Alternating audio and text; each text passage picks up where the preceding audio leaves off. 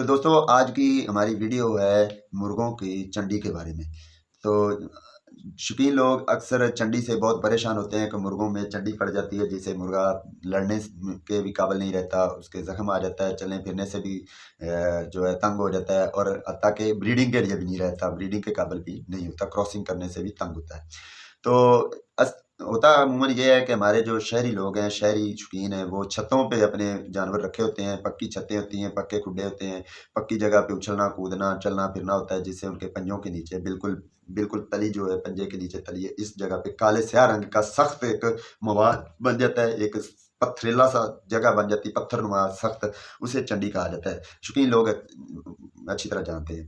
तो इस चंडी अगर ये चंडी होगी आपके जानवर को पंजे में चंडी हो गई है तो उसका इलाज क्या है? बेहतरीन इलाज है, सस्ता इलाज है और जाना-पहचाना, माना-ताना जो है तजर्बा किया हुआ ये एक इलाज है। बहरहाल मैंने खुद तो तजर्बा नहीं किया क्योंकि मेरे जानवरों को कभी चंडी होती नहीं। मैंने ऐसा मेथड अपनाया हुआ है जिससे चंडी सिरे से होती ही नहीं है। वो भी मेथड इंशाल्लाह अगली वीडियो में मैं बताऊँगा कि वो आपने ऐसा क्या तरीकाकार अपनाना है कि आपके जानवरों में कभी चंडी का मसाइल आए ही ना। तो मैं तो वो उस तरीके के तहत अपने जानवर रखे हुए हैं। अल्हम्दुलिल्लाह पक्की जगह पे उछल-कूद भी करते हैं, भागते भी हैं, दौड़ते भी हैं, पक्की जगह पे फिर रहे हैं, फर्श पे फिर रहे हैं, पक्के खुड्डों में रह रहे हैं, लेकिन आज तक मेरे जानवरों में कभी चंडी नहीं आई। तो वो भी तरीका इंशाल्लाह आपसे शेयर करूँगा, डिटेल के साथ शेयर करूँगा, लेकिन इस वीडियो में हम सिर्फ ये बताने वाले हैं कि अगर आपके जानवरों में चंडी पैदा हो गई है, आपके जानवर के पंजे में चंडी आ चुकी है और काफ़ी हद तक चंडी जो है सख्त हो चुकी है, तो उसका इलाज क्या है? तो वेरी सिंपल इलाज, आपने सिंपल मेडिकल स्टोर पे जाना है, वहाँ पे आपने डू फिल्म लोशन, मेरे पास मौजूद नहीं है क्योंकि मुझे ज़रूरत ही नहीं पड़ती, इसलिए अगर मुझे मेरे पास होता तो मैं ऐसे शो ज़रूर करता।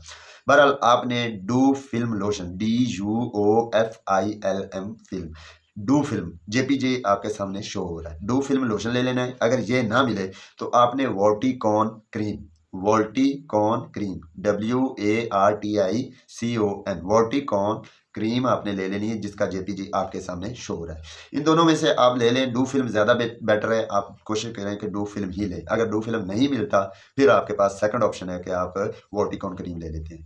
आपने करना क्या है, आपने वो लोशन ले आए हैं, लोशन बिल्कुल गाढ़ा होगा, बिल्कुल थिक मवाद होगा, गाढ़ा होगा, सफ़ेद सा कलर का होगा। तो आपने क्या करना है, अपने मुर्गे का या मुर्गी का जहाँ पे चंडी है उस पंजे को अच्छी तरह धो देना है। कोशिश कीजिएगा कि डिटॉल वगैरह से धोया जाए, डिटॉल से अच्छी तरह साफ कर देना है, धो देना है। उसके ऊपर आपने किसी ब्रश के साथ अच्छी तरह उस वोर्टिकॉन क्रीम या डू फिल्म जो लोशन है उसका आपने लेप कर देना है, अच्छी तरह लेप करना है, थोड़ी देर उसको ऊपर मलना है, फिर उसको 5 से 7 मिनट तक मुर्गे को छोड़ना नहीं बल्कि पकड़ के रखना है ताकि उसका पंजा नीचे वो ना लगाए। उसको पकड़ के रखना है, 5 से 7 मिनट रेस्ट देनी है। 5-7 मिनट के बाद आप जब फील करें कि चंडी जो है उसका रंग सफ़ेद हो गया, तो आपने क्या करना है, उस पे वो जो आपने लगाया है डू फिल्म या वोर्टिकॉन, उसको उतार के साफ करके, धोना नहीं है, बस वैसे ही साफ करके ऊपर आपने बेटनो वेट क्रीम जिसका JPJ आपके सामने शो हो रहा है, ये भी किसी आम मेडिकल स्टोर से मिल जाएगा। बेटनो वेट क्रीम लगा देनी है और ऊपर पट्टी बांध देनी है। पट्टी बांध के अच्छी तरह 2 दिन पट्टी बांधे रखनी है, अच्छी तरह बांधनी है कि ताकि खुले ना। 2 दिन के बाद आपने पट्टी उतारनी है। पट्टी उतारने के बाद आपने क्या करना है कि आपने चंडी देखनी है, वो सख्त हो चुकी होगी, उसको आपने उखाड़ देना है। आसानी से उखड़ जाएगी, खून नहीं निकलेगा, ज़ख्म नहीं बनेगा, आसानी से उखड़ जाएगी। उखाड़ने के बाद आपने दोबारा उस पे वही वोर्टिकॉन लगा देनी है या डू फिल्म जो है उसको हल्का-हल्का आपने लगा के ऊपर बेटनोवेट लगा के दोबारा जो है आपने ऊपर पट्टी लगा देनी है। फिर नेक्स्ट डे भी आपने ऐसे ही अमल करना है। फिर आपने जब ये अमल आपने तकरीबन 1 हफ्ता से 2 हफ्ते तक करना है। तो इंशाल्लाह 2 हफ्तों में आपका चंडी का मसाइल जो है बिल्कुल रिकवर हो जाएँगे। तो ये था प्रोसीजर चंडी को ट्रीट करने का कि चंडी कैसे ख़त्म की जाए। तो वेरी सिंपल है, वेरी सिंपल है, बहुत सस्ता है, कोई महँगा नहीं है। जो आपने लोशन लेके आना है जो मैंने बताया डू फिल्म, वो एक ही बार में इस्तेमाल नहीं होगा, आपके घर पड़ा होगा, एक्सपायर नहीं होगा, जल्दी ख़राब नहीं होगा, उसको अच्छी तरह बंद कर देना। कई दफ़ा आप दोबारा भी इस्तेमाल कर सकते हैं। इसी तरह बेटनोवेट क्रीम है, वो भी आप दोबारा कई दफ़ा इस्तेमाल कर सकती हैं। तो कोई महँगा ये नुस्ख़ा नहीं है।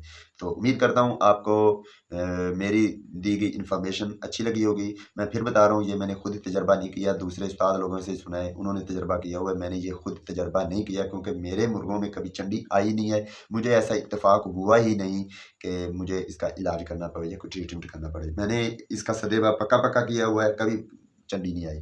जो वही अपना तजर्बा मैं आपके साथ अगली वीडियो में ज़रूर शेयर करूँगा कि आपने ऐसा क्या करना है कि आपके मुर्गों में कभी चंडी के मसाइल ना आए।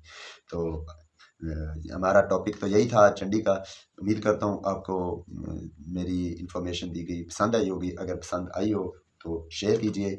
अगर आपकी अपनी इससे बेहतर कोई तजर्बा हो आपके पास, इससे बेहतर कोई आपकी राय हो, तो ज़रूर पेश कीजिए, कमेंट बॉक्स में हमें बताइए, ताकि हम उससे अच्छे की तलाश में अपने व्यूवर्स को अच्छे से अच्छा नॉलेज दे सकें।